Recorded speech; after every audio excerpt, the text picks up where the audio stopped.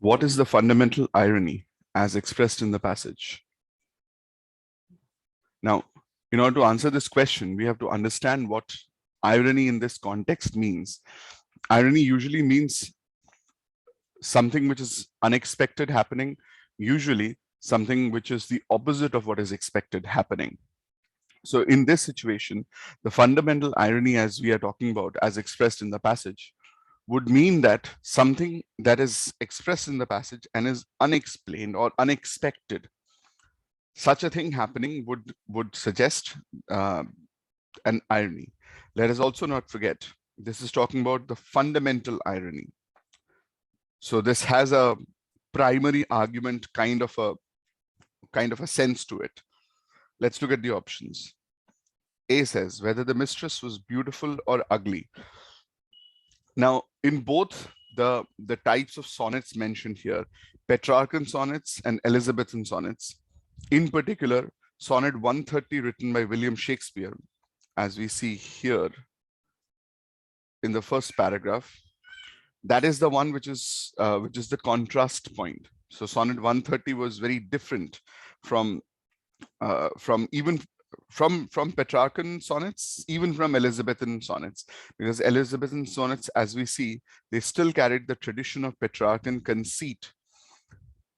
Petrarchan conceit was a figure used in love poems consisting detailed yet exaggerated comparison to the lover's mistress that often emphasize the use of blazon. The application of blazon would emphasize more on metaphorical perfection of the mistress compared to natural objects that were created by God. Hence, when the mistresses were better than nature, then there would be nothing better than the mistresses. Sonnet 130, written by William Shakespeare, developed into an anti-Petrarchan position by denying the image of Petrarchan poets' mistresses, who always were ideal and idealized and idolized. Any lover's mistress in Petrarchan poets' sonnets would expect to have eyes that vie the sun, lips that are redder than coral, etc. We see that these are contradicted here. The speaker creates his mistress to a contradictory image of an ideal lover. These metaphors have been undone. The speaker insisted that his mistress's eyes were nothing like the sun. Coral was far more red than her lips, and if snow be white, then her breasts were dun. Dun was a dull grayish brown color. So here the breasts have been compared to being as white as snow, hair that shines, etc. Here, hairs be wires, black wires grew on her head. Furthermore, her skin was dark, not smooth, her breath was unpleasant too. The description summed up to an objectionable image of her, which suggested that the speaker was trying to portray his beloved as a person who was uglier than the rest of his mistresses. So first off, this is mentioned. We see that it is explained because the reason why this is done is to break away from the tradition of creating a mistress as an almost deified personality. It's almost like she was given a goddess-like position. In addition, he described that his mistress, when she walked, she treaded on the ground, which indicated his mistress was a real woman, but not like the ideal goddess-like or fictional lovers that other poets created. Also, in Sonnet 130, its couplet served as a classical twist. The couplet was contrasting to the quatrains where he implied that his mistress was not truly ugly because she was compared with the other mistresses who were artificially created by their lovers. So whether the mistress was beautiful or ugly is a position that is explained in the passage. So it is not ironical, it is not unexpected. It is unexpected, but then that's not the irony expressed in the passage because it is explained, the reasons for it is given. Option A is incorrect. Option B says whether Elizabethan sonnets still carried the tradition of Petrarchan conceit. Now, this is a decent answer, but a limited answer. We see that this is mentioned here. In Elizabethan age, the sonnets had advanced into a form with new metric and rhyme scheme that was departing from Petrarchan sonnets, yet Elizabethan sonnets still carried the tradition of Petrarchan conceit. We see, yet Elizabethan sonnets still carried the tradition of Petrarchan conceit. That is something where, especially in the word yet, we see that there is an ironical aspect here, but this is not the fundamental irony. The fundamental irony is actually the premise of the passage is about sonnet 130, written by William Shakespeare. Petrarchan sonnets and Elizabethan sonnets, they have been contrasted. In particular, sonnet 130 is very much different, even when, as we see from the first few lines, Elizabethan sonnets, they still carried the tradition of Petrarchan conceit. The conceit was the exaggerated presentation of the lover's mistress. That exaggeration has been broken or denied, rejected by sonnet 130.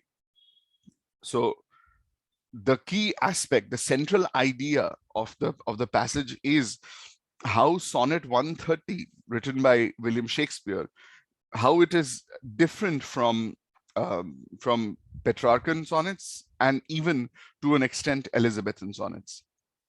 So we find that this is one ironical factor, one factor of irony expressed in the passage, but it is not the fundamental irony.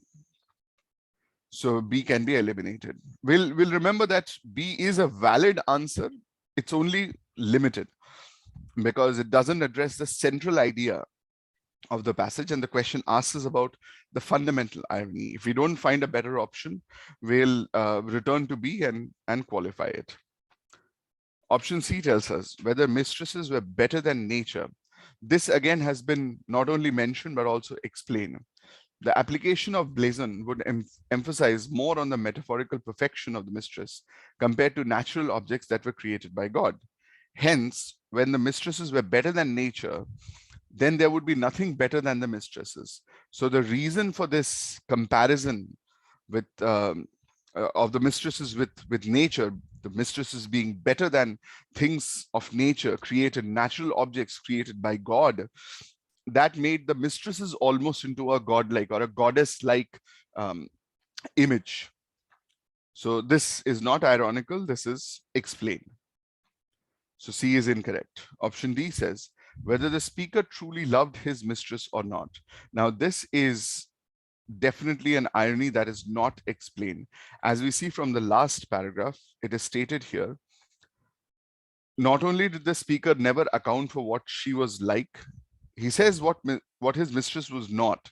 The speaker described what his mistress was not, but never actually accounted for what she was like. Therefore, his mistress was only used as an imagistic character. Not only that, the speaker had not shown any passion to his mistress. From beginning to end, we did not receive a clear idea whether the speaker truly loved his mistress or not. It was more likely that he used his mistress as an image to express his feelings. So this is quite true. Whether the speaker truly loved his mistress or not, that has not been explained. And that is also an irony because it is the speaker's mistress and the speaker is speaking of her as his lover. We see that from the third paragraph. The speaker insisted that his mistress's eyes, etc., and so on. So it is a mistress, but then the speaker doesn't give any indication whether he loves her or not. So this has not been explained. And is this the fundamental irony? Yes, because this is the aspect relevant to sonnet 130. And as we've seen, sonnet 130 in particular is the central idea, the most important factor from the passage. So D scores on all counts where the other options don't. It is by comparison even better than option B, which is a decent answer but limited. D covers the central idea, so it is much more expansive and much more has much more coverage. The correct answer is option D.